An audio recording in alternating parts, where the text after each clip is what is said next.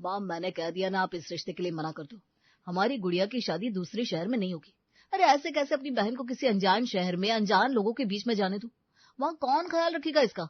आपको पता है आजकल कितना माहौल खराब है। अरे ऐसा कौन सा हम उसे काला पानी में ब्याह रहे हैं बेटा। और आजकल तो टेक्नोलॉजी ने इतनी तरक्की कर ली है, 2 घंटे की फ्लाइट में उत्तर से दक्षिण पहुंच जाओ। मोबाइल है, इंटरनेट है, जब मन करे तब बातें कर लो, वीडियो कॉल लगाकर देख लो। इतनी चिंता क्यों करता है? और तेरी बहन कोई 16 साल की नाजुक कली नहीं है, पढ़ी लिखी है, अपना ख्याल खुद रख सकती है। क्या गुड़िया, मैं कुछ गलत कह रही हूँ क्या? हाँ माँ, इस बार तुम गलत कह रही हो। अरे मैं चाहे जितनी बड़ी हो जाऊं, चाहे जितनी पढ़ाई कर लूं, लेकिन अपने भाई के प्यार और परवाह की जरूरत मुझे हमेशा रहेगी। और भैया आप ना मम्मी की बातों पर ज्यादा ध्यान मत दो, मुझे आपसे दूर नहीं जाना। मम्मी ये कोई दुनिया का आखिरी रिश्ता नहीं है, अब कोई और लड़का ढूंढो ना। दोनों भाई बहन की बात सुनकर मां शकुंतला अपना सर पकड़ लेती है। अरे पंडित जी, लग रहा है आप हमारी गुड़िया के लिए कोई ढंग का रिश्ता ढूंढ ही नहीं पाएंगे। हमें किसी और से बात चलानी पड़ेगी। सब टेढ़े मेढ़े रिश्ते लेकर चले आते हैं आप। कमाल करती है बहन जी आप। अरे 10 लड़कों के रिश्ते बता चुका हूँ। अगर आपकी बेटी 19 है तो 20 ही रिश्ता दिया है हमेशा आपको, लेकिन आप लोग किसी रिश्ते के लिए हाँ ही नहीं करते। बुरा मत मानिएगा, लेकिन अगर ऐसे ही हर रिश्ते को इनकार करते रहेंगे ना तो घर में बिठाकर रखना पड़ेगा बिटिया को। फोन रखने की बात सोच ले।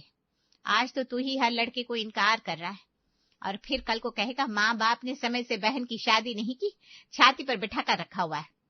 आप तो ऐसी बात कर रही हो जैसे मैं इस घर पर बोझ हूँ, और इस घर में रहने का मुझे कोई अधिकार नहीं है। बस किसी तरह मुझे घर से धकेलना चाहते हैं आप लोग। ऐसी बात नहीं है बेटा, मैं ये नहीं कह रही हूँ, लेकिन शादी ब्याह की भी एक उम्र होती है कि नहीं? तुझे जितना पढ़ना था हमने पढ़ाया, तुझे नौकरी करनी थी हमने नौकरी भी करने के लिए मना नहीं किया।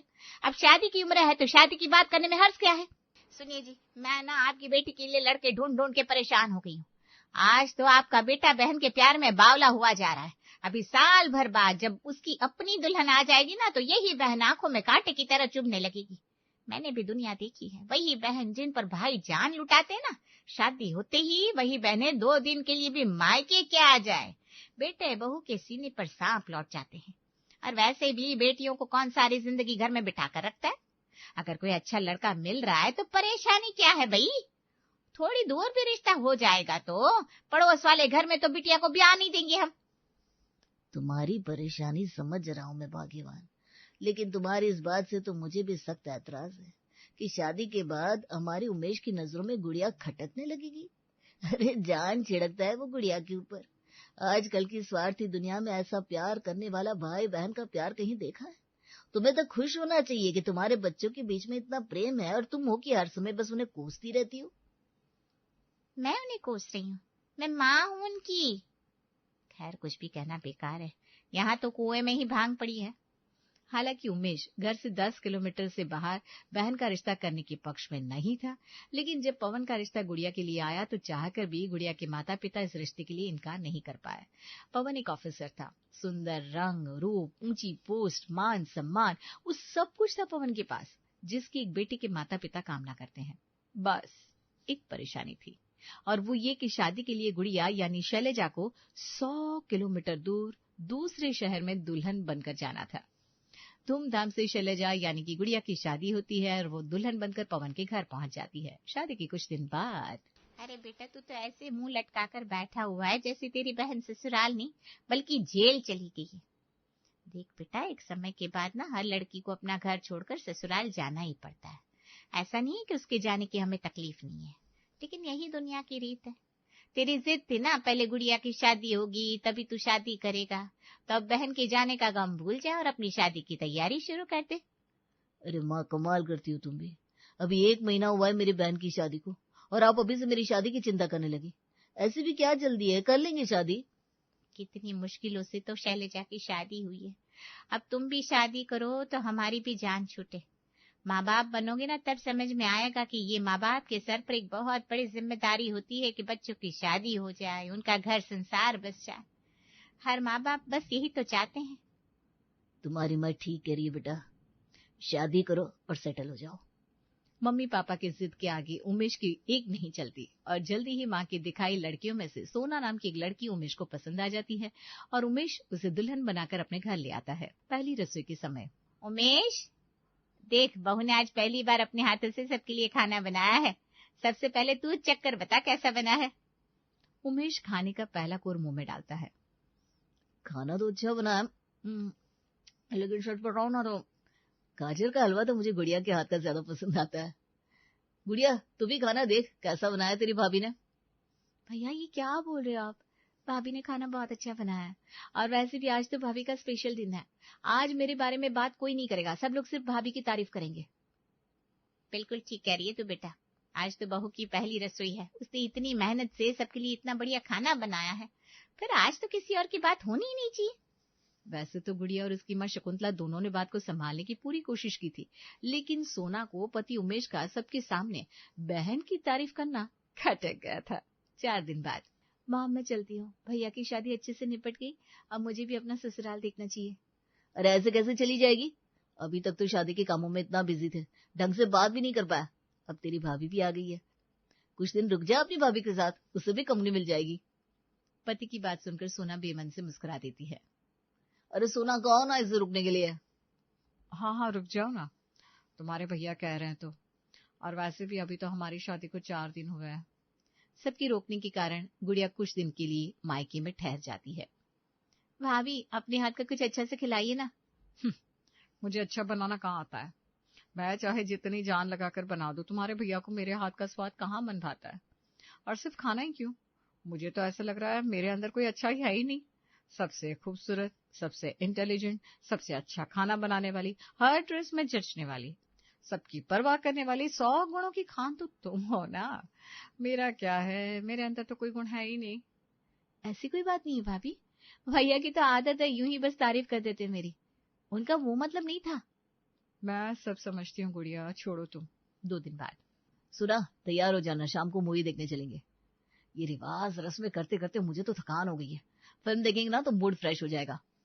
पति की बात सुनकर सोना बहुत खुश हो जाती है और जल्दी से तैयार हो जाती है। कुछ देर बाद जब सोना तैयार होकर हॉल में आती है तो देखती है सामने ननद गुड़िया भी मूवी देखने के लिए तैयार बैठी हुई है। गुड़िया भी चल रही है क्या हमारे साथ? और नहीं तो क्या, तीनों चलेंगे ना, बहुत मजा आएगा, इसीलिए तो रोका है मैंने उसे। वो साथ में रहेगी तो तुम भी कंफर्टेबल फील करोगी। ये कैसे आदमी से शादी कर ली मैंने, 24 घंटे बस गुड़िया गुड़िया, जरा सा कॉमन सेंस नहीं है। अरे शादी के बाद पहली बार फिल्म देखने जा रहे हैं हम लोग, उसमें भी बहन को साथ लेकर जा रहे हैं, सारा मूड खराब कर दिया मेरा। सोना को गुमसुम खड़े देख गुड़िया सब समझ जाती है। भैया वो मैं क्या करी थी कि आप भाभी को लेकर चले जाओ ना, मेरी एक सहेली का फोन आ गया, वो मिलने के लिए बुला रही है और बहुत जिद कर रही थी तो मैंने हाँ बोल दिया। अच्छा चल गाड़ी में तो बैठ, मैं तुझे तेरी सहेली के घर छोड़ दूंगा बस। अरे नहीं आप लोग जाइए ना, मैं मैनेज कर लूंगी। भाई तू समझता ही नहीं है, उसे ये बात समझ में नहीं आ रही कि उसकी अभी नई नई शादी हुई है और इस समय उसे अपना पूरा अटेंशन सिर्फ भाभी को देना चाहिए। भाभी का चेहरा देखकर कोई भी बता सकता है कि उन्हें भाई का हर समय गुड़िया गुड़िया करना बिल्कुल भी पसंद नहीं है। वैसे गलती तो इसमें भाभी की भी नहीं है, ये तो सामान्य सी बात है। नई नई शादी में हर लड़की चाहती है कि उसका पति सिर्फ उसे ही तवज्जो दे। अच्छा यही होगा कि मैं भाई भाभी के लौटने से पहले अपने ससुराल के लिए निकल जाऊं। उमेश और सोना के फिल्म देखने जाने के बाद गुड़िया जल्दी जल्दी अपना सामान समेटने लगती है। अरे बेटा ये सामान क्यों समेट रही है, तू तो कह रही थी तू अपनी किसी सहेली से मिलने जाने वाली है। अरे माँ आज का ना दिन ही अजीब है, सोचा तो यही था कि सहेलियों के साथ मिलकर थोड़ी मौज मस्ती करूंगी, लेकिन पवन का फोन आ गया, उनको ऑफिस की टूर के लिए निकलना पड़ेगा, तो मुझे भी ना अभी निकलना होगा। अरे बेटा अपने भाई को तो आ जाने दे, तुझे पता ना वो नाराज हो जाएगा ऐसे अचानक से तू चली गई तो। मम्मी इस समय आप संभाल लेना ना प्लीज, और वैसे भी भाई के कहने पर तो मैं रुक गई थी ना, अब मुझे जाने दो वरना मायका संभालने के चक्कर में ससुराल वालों की नाराजगी मोल लेनी पड़ जाएगी। बेटी की बात सुनकर अम्मा शकुंतला के पास कोई और जवाब नहीं था। कुछ ही देर में दामाद पवन आकर पत्नी गुड़िया को अपने घर ले जाते हैं। घर पहुंचकर, अरे भाई ससुराल ना आने के लिए लड़कियों को झूठे बहाने बनाते तो बहुत देखा है, लेकिन ये मायके से ससुराल जाने के लिए झूठा बहाना बनाने वाली पहली लड़की देख रहा हूँ। अब साफ साफ बताओगी क्या हुआ है, नई भाभी से आते ही झगड़ा कर लिया क्या तुमने? ऐसे कुछ खास नहीं हुआ, आपको पता है ना भैया मेरी कितनी परवाह करते हैं, लेकिन वो ये बात नहीं समझ पा रहे हैं कि उनकी जिंदगी में एक नया रिश्ता भी जुड़ा है और इस समय उन्हें इस पर ध्यान लगाने की जरूरत है। मैं नहीं चाहती कि भाई भाभी के बीच में मेरी वजह से कोई गलत फहमी पनपे, इसलिए मैं वापस अपने घर आ गई। अब वहां पर सबका ख्याल रखने के लिए भाभी है ना। देर रात गए जब उमेश और सोना फिल्म, शॉपिंग, खाना वगैरह खाकर घर लौटते हैं तो उमेश देखता है कि बहन गुड़िया तो घर में है ही नहीं। उमेश को गुड़िया कहीं नजर नहीं आ रही थी तो अरे गुड़िया कहाँ है, मैं उसके लिए ये पर्स लेकर आया हूँ। अरे बेटा वो गुड़िया को ना अचानक ससुराल जाना पड़ा, दामाद जी को कुछ काम आ गया था तो वो उसे लेने आ गए। ऐसे कैसे चली गई, मुझसे मिलकर भी नहीं गई, कुछ बताया तक नहीं, कुछ बात हुई थी क्या माँ? अरे नहीं बेटा क्या बात होगी, मैंने बताया तो दामाद जी लेने आए थे, उन्हें कुछ जरूरी काम था। अभी तो बहुत रात हो गई है, सुबह फोन करके पवन जी से बात करता हूँ। आखिर ऐसी भी क्या इमरजेंसी थी भाई जो इस तरह से किसी को बिना बताए मेरी बहन को ले गए? अगले दिन सुबह, अरे ऐसे कैसे तू अचानक से चली आई, कम से कम मिलकर तो आना चाहिए था ना। और ये कौन सा तरीका हुआ? तुझे पता है मैं कितना सुंदर पर्स लेकर आया हूँ तेरे लिए, तू देखेगी ना तो खुश हो जाएगी। पूरे 8,000 का है, तुझे ब्रांडेड पर्स बहुत पसंद है ना। अब भाभी के साथ घूमने गए थे तो उन्हें शॉपिंग करवानी चाहिए ना, मेरे लिए पर्स लाने की क्या जरूरत थी। अच्छा ये बताओ भाभी के लिए क्या लेकर आए? अरे तेरी भाभी को कुछ पसंद ही नहीं आ रहा था, और वैसे भी वो कहाँ जाने वाली है, जब उसका मन करेगा तब ले लेगी। फिलहाल तू बता, तू अपना पर्स लेने कब आ रही है? भैया अब बस भी करो, अब शादी हो गई है मेरी, मुझे पर्स दिलाने के लिए मेरा पति है, आप अपनी पत्नी के लिए खरीदो ना जो खरीदना है। आपको बात समझ में नहीं आती क्या, बस एक बात को पकड़ कर बैठ जाते हैं। अरे बेटा ऐसे कैसे बात करिए, तो वैसे तुझे पता है ना उसकी आदत, तेरे बिना कोई काम नहीं करता वो। माँ अब मैं आप लोगों की छोटी सी गुड़िया नहीं हूँ, और भैया को भी बोल दो अब मुझे 5 साल के बच्चे की तरह ट्रीट करना बंद कर दे। मुझे जो चाहिए होगा अपने पति के साथ बाजार जाकर खरीद सकती हूँ। भगवान की कृपा से किसी चीज की कमी नहीं है मुझे मेरे ससुराल में, इसलिए दया दिखाना बंद कर दो प्लीज। बेटी की ऐसी बातें सुनकर माँ शकुंतला भी बहुत हैरान थी। उमेश के दिल को भी बहुत धक्का लगा। फोन रखने के बाद, मुझे माफ कर देना भैया, मैं कभी नहीं चाहती थी कि मैं आपके साथ इस तरह से बात करूं, लेकिन पिछले कुछ दिनों में भाभी की आंखों में मैंने जो महसूस किया ना, उसे देखकर अब मुझे डर सा लगने लगा है। मैं नहीं चाहती कि मेरी वजह से मेरे मायके में कोई भी दरार आए। अपने भाई का घर तोड़ने का पाप नहीं कर सकती मैं। अगर मुझसे दूर रहकर मेरे भाई का घर बसा रह सकता है तो ठीक है, मुझे ये भी मंजूर है। और वैसे भी ये तो सच है ना भैया, जब तक मैं वहां रहूंगी आपका पूरा ध्यान मेरे ऊपर ही रहेगा। 1 महीने बाद, बेटा अगले हफ्ते रक्षाबंधन है, कब आ रही है तू? उमेश ने कब से शोर मचा के रखा है कि गुड़िया से फोन करके पूछ लो वो क्या गिफ्ट लेगी इस बार। माँ रक्षाबंधन लॉन्ग वीकेंड पर पड़ रहा है ना, मैंने और पवन ने एक ट्रिप प्लान कर ली है। इस बार ना राखी मैं पोस्ट कर दूंगी, वैसे भी आने जाने में काफी वक्त खराब हो जाता है, हर बार छुट्टी में मायके आकर बैठ जाती हूँ, इसके चक्कर में ना पवन को समय भी नहीं दे पाती। तो मैंने सोचा इस बार जब 4 दिन की छुट्टी मिल रही है तो हम कहीं घूम आते हैं। बेटी के मुंह से ऐसी बात सुनकर माँ शकुंतला काफी हैरान रह गई थी। ठीक है बेटा अपने पति को समय देना ही चाहिए, लेकिन रक्षाबंधन का त्योहार तो भाई बहन का त्योहार होता है, इसी दिन पति के साथ घूमने के लिए ट्रिप प्लान कर ली, कोई और दिन रखा होता तो अच्छा रहता। माँ मैंने कितनी बार समझाया आप लोगों को, मेरी शादी हो गई है, अब मेरे ऊपर अधिकार जमाना बंद कर दीजिए आप लोग। अब मुझे अपना घर परिवार संभालने दीजिए, सारे काम मैं आप लोगों के हिसाब से नहीं कर सकती, मुझे अपने पति का मन भी तो रखना पड़ता है ना। क्या हुआ माँ, आपका चेहरा क्यों उतर गया? क्या बोल रही है गुड़िया, ऐसा क्या मांग लिया आपकी बेटी ने? लाओ मुझे फोन दो, मैं ही पूछ लेता हूँ। अरे ऐसी क्या डिमांड बता दी तूने जो मम्मी के चेहरे पर 12 बज गया है? मुझे पता है आपके पास बहुत पैसा है भैया, लेकिन मुझे आपके पैसे और गिफ्ट की कोई जरूरत नहीं है। आज तक मैं रक्षाबंधन पर आपसे गिफ्ट लेने के लिए मायके नहीं आती थी, और हाँ मैंने मम्मी को बस इतना बताया है कि इस बार रक्षाबंधन पर मेरा प्रोग्राम गोवा जाने का है, इसलिए मैं घर नहीं आ पाऊंगी। और वैसे भी आपको इतना अफसोस करने की कोई जरूरत नहीं है, अपने नए रिश्ते को समय दो ना, भाभी के साथ उनके मायके चले जाओ, टाइम पास हो जाएगा आपका। फोन रखने के बाद, अरे इस लड़के को हुआ क्या है, ये कौन सी भाषा में बात करने लगी है, ऐसा क्या बुरा कर दिया हमने इसके साथ? बेटा वही तो मुझे भी समझ में नहीं आ रहा।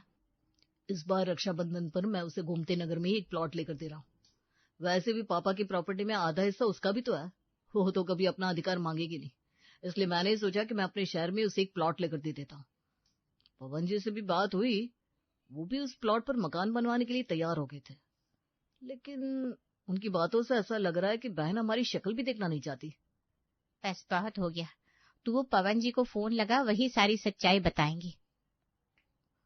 पवन जी सच सच बताइए, क्या आपने मेरी बहन को मायके आने से मना किया है?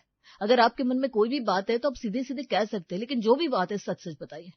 अब गुड़िया का ये व्यवहार ना हमारी समझ से बाहर होता जा रहा है। देखिए, इसमें इतना समझाने वाली कोई बात ही नहीं है। वो जो कुछ भी कर रही है आपके और भाभी के रिश्ते को मजबूत बनाने के लिए कर रही है। वो नहीं चाहती कि उसकी वजह से आपके और भाभी के रिश्ते में कोई भी दरार आए। और ये तो सभी लोग जानते हैं कि जब तक वो आपके सामने रहती है आपको उसके अलावा कोई नजर ही नहीं आता। अब आपकी सबसे पहले और सबसे बड़ी जिम्मेदारी है सोना भाभी। शादी के बाद आप बात बात पर भाभी के सामने गुड़िया की तारीफ करते थे, जिससे भाभी के मन में हीन भावना आ रही थी। और अगर ऐसे ही चलता रहता ना तो कब आप दोनों के रिश्ते खटास में पड़ जाते आप समझ भी नहीं पाते। बस इसीलिए उसने मायके से दूरियां बना ली। मेरी छोटी सी गुड़िया इतनी बड़ी हो गई कि भाई का घर परिवार बचा रहे, इसके लिए अपने मायके से खुद को ही पराया कर दिया। अरे गलती तो मेरी थी ना, तो सजा भी मुझे मिलनी चाहिए थी। तूने खुद को सजा क्यों दी बहना? अगर अनजाने में मैंने सोना का दिल दुखाया है तो मैं सोना से भी माफी मांगूंगा और आगे से पूरा ख्याल रखूंगा। लेकिन तू भी वादा कर कि पहले की तरह हमसे मिलने आती रहेगी। सबके बीच की गलतफहमियां दूर होने के बाद गुड़िया रक्षाबंधन पर अपने मायके पहुंच जाती है, जहां पर सोना भी अपने गलत बर्ताव के लिए उससे माफी मांगती है और पूरा परिवार फिर से एक हो जाता है।